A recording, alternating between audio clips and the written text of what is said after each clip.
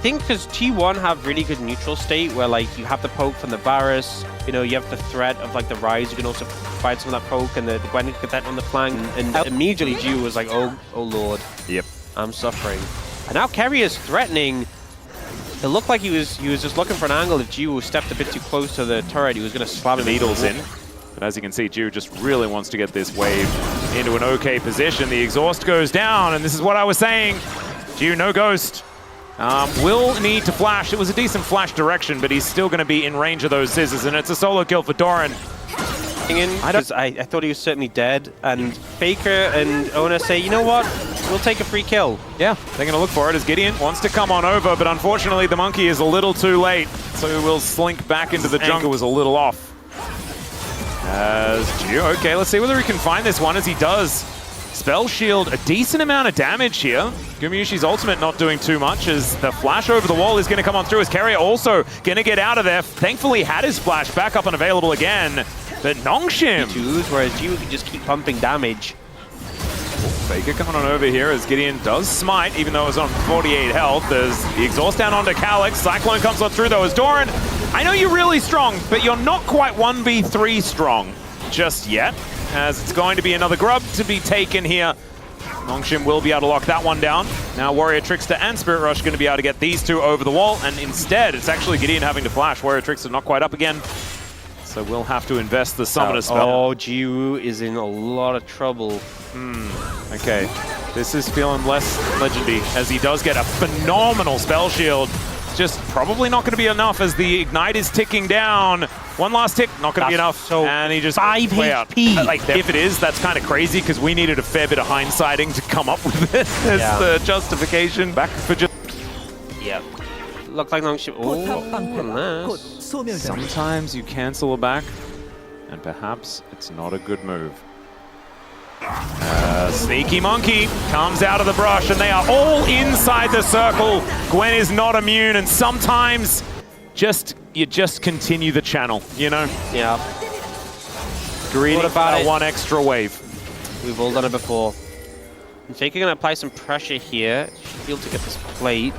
And that's, oh, they actually might find him. Yeah, Lehens is coming down here as Faker can just walk into the Realm Warp, but he was right on top of Lehens. Lehens finds the ulti there as well, buys time for Jiu to make his way back, and Faker ain't flashing out of that one because Lehens was already over the wall, and Jiu grabs himself his first kill of the game. That's Feats of Warfare over to Nongshim as well. As now Calyx with some Foxfire here, and man, Nongshim pulling the vibes back. Yeah, oh, Doran looking for Jiu. Oh. He cancelled it, as of course I think Doran probably would have been able to, and Jiu is well and truly dead yet again. Solo killing Jiu. That is Doran's job this game, and man, is he... It's hard to say, maybe if he'd gone... Yeah. Oh, wait. Owner taking a lot of damage here. Lehen's trying to hold on, but Carrier just knocks Kingen up into the sky. Heroic Charge comes down, and Doran threads the needle as best he can.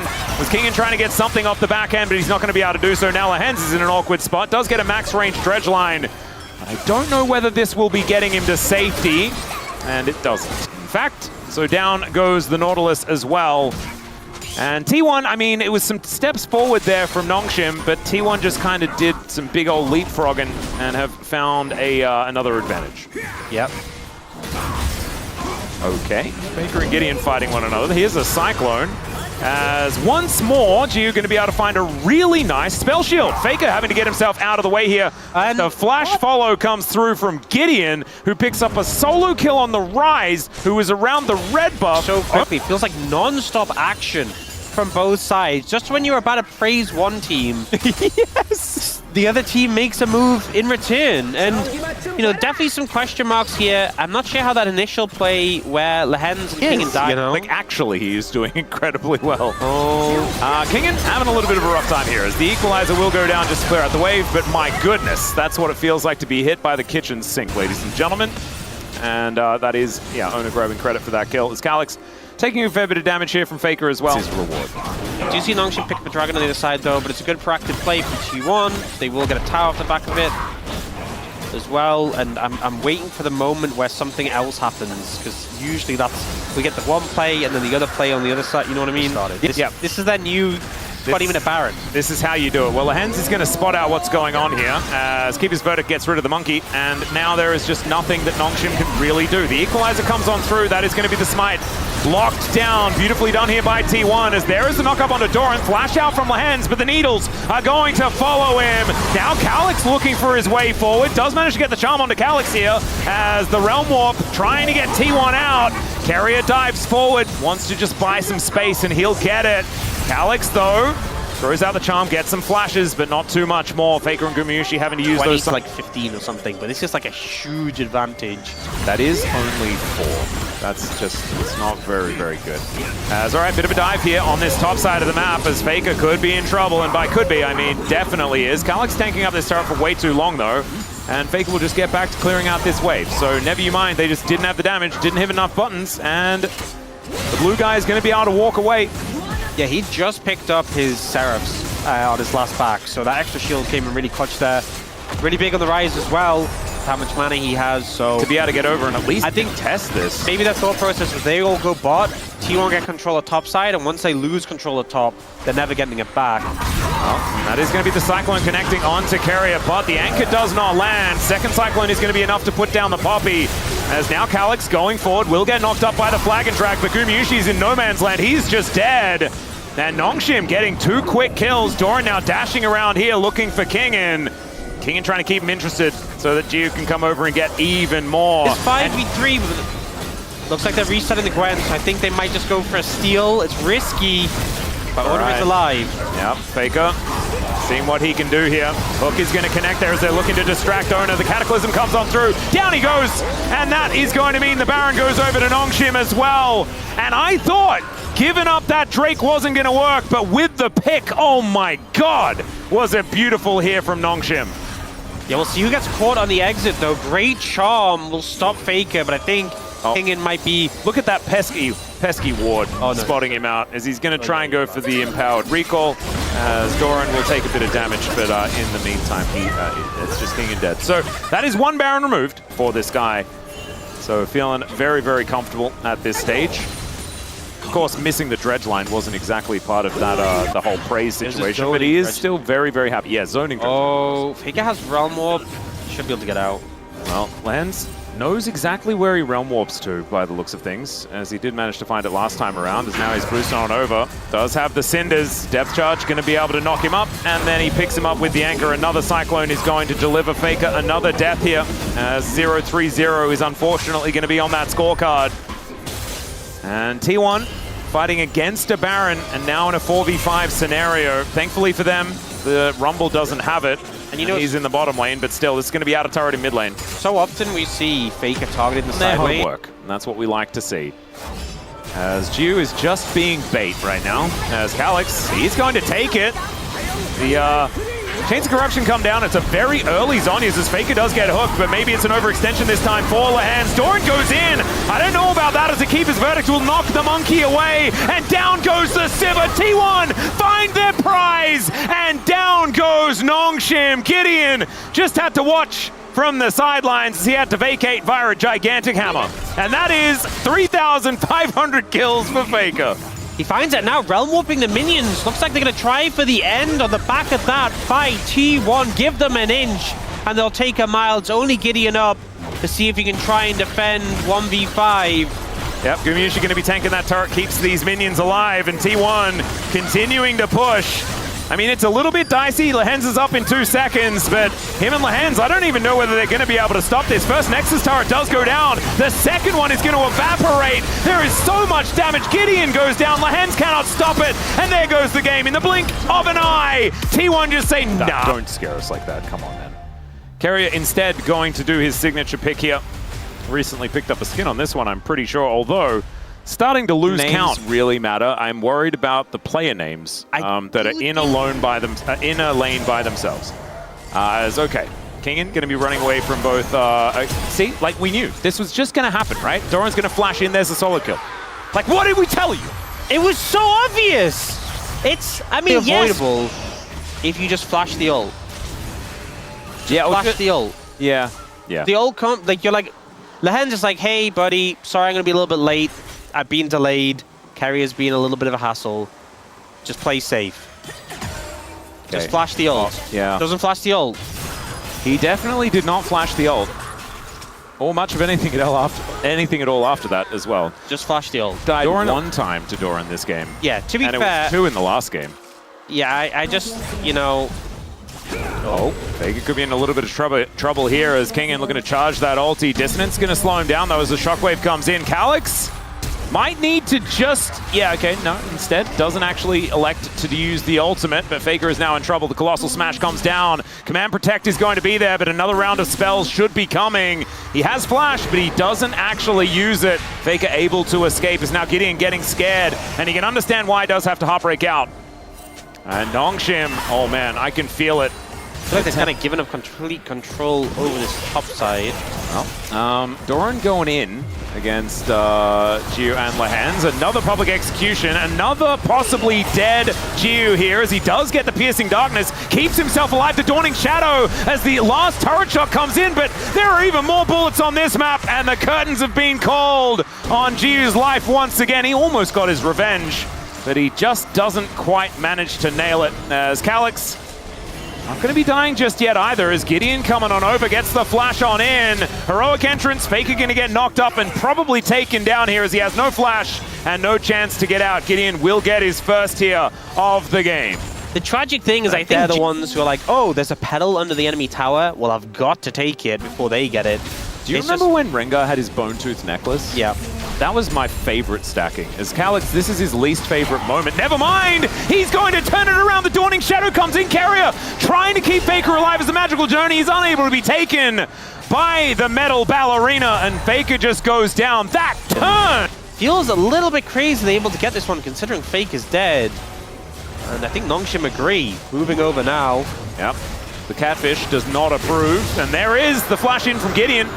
Actually, no, it was just a dash in from Gideon. Comes out of the mist and secures the Drake. So we've got Hextech Soul this game as well. There's going to be a very high value soul if we ever get there, but it's one dragon apiece as the dust settles. Carrier also on vision. A lot of vision actually very accurately placed by both teams, meaning that it's a bit of information overload. There is the paranoia though. And Jiu, this time going to be able to move over to his teammates. Devour comes through from Lahens this time, and that will keep him alive. The flash out as Gideon looks for that reset. There is the tongue lash, and down goes the Nocturne. Feats of Warfare alongside it. As man, that Dustbringer coming out from Gideon was terrifying. Gumayushi going to be able to break those chains though, not getting scared. We've seen this many, many times. The level 11 is hit in unison here between our top laners as Gideon finds Carrier, but Owner is lying in wait. There is the combo as Lahens can just gobble up the Viego. Gumayushi coming on over, Dawning Shadow comes in. The shield is there, and this Tahm Kench is so tanky. Down goes the Viego though, and the Tahm Kench is just on a silver platter, surrounded by T1 members. And that was not the fight Nongshim were looking for that time, as Kingen had teleported in, and now he is likely to just get sent home in a body bag. Not quite able to flash out of the way, but still having to use everything to just try and escape. I think maybe like the ult from Nocturne kind of hid the TPs. Well, sorry, the TP from Doran and the move down from Faker, but it just... Maybe they thought that weird. Galio might sometimes be involved. As Kingen has found Owner, he goes all out actually, as Faker will turn up. Kingen will get shockwaved as well, as now he's just possibly in trouble, but he'll get healed up by the Piercing Darkness.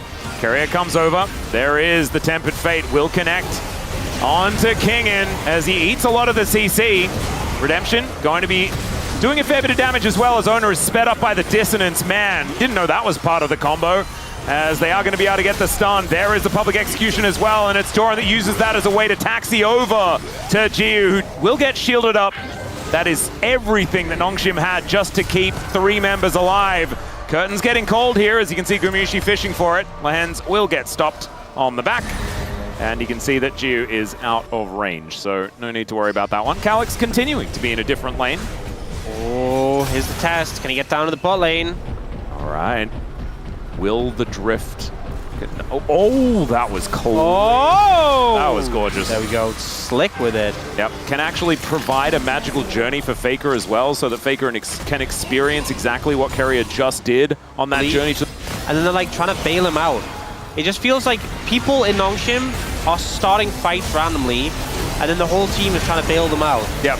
And then they just die. Yep. It's like they have something that they really want to do, but they're spending their entire time just at the police station paying bail money. Yeah. Without being able to actually do anything that they really needed to do, you know? All right, Paranoia has been popped here as it's another fight. Doran taking a little bit of damage. The redemption down here for T1 just to try and keep them alive as Kingen is dead. But Nongshim, not quite. He didn't need to do that. He did not need to do that, but it was sometimes rush of blood to the head. I mean, I remember seeing a similar play to that relatively recently, but that's just a Doran Ambessa. Yeah, maybe he thought Nongshim deserved it. That's fair. To be fair, G was being given him some freebies this game, so... Yeah. I think we need to involve Calyx in some of the plays that are happening around this map. As Gumiushi is going to be able to shove this wave in. When there is the threat of that Nocturne, yep. and Doran is just going to kill this turret. He's going to try to anyway, as the taunt does come down, so he's not able to kill it on this wave, but it's basically dead. And you've got Carrier lying in wait and moving over as well. Been up for 30 whole seconds, and it's a little bit late for T1, I feel. Yeah, let's chill. As Shockwave connects onto 2.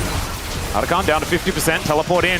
Here from Doran, the answering teleport is going to result as Calyx can make his way down. There's the Paranoia. Dawning Shadow doing decent damage, actually, as now the Galio comes in. It's a one-man taunt, but it's onto Gumiushi as they do manage to take the Arakan, and the magical journey brings them all out. Follow that! Do never follow that! Instead, it's a heroic play from Lahans that gets over the wall, and it is going to be Carrier that goes down. Abyssal dive here as Lahans. He's like, man, do I have to do everything myself? And the answer is absolutely, and another public execution there for Doran onto himself. Well, they managed to get a couple of kills. I really thought Calyx had just gone to his death there, but... You could sense the frustration. You're like, how dare you get away with this, T1? And so he clicks the button, and we all... and then they're so low on HP. It feels so frustrating for them to... Oh, no. Well, Lahens gets a little bit scared, looks to try and dive away. Heroic Entrance is going to be there this time, as, my God, he survives for so long. Owner is probably dead here, as he looks for a target to try and taxi his way out of the way of, and there is a flash over. Paranoia on top of the Cassante to try and get himself out, but that is not going to work. So Owner will get shut down. The gold Tom Kench, I kind of love it. You know, it's got that real Oliver Twist vibe. Well, they are going to look for Doran. Okay, well, they are probably just going to kill him as well, as he cannot publicly execute himself out of that one.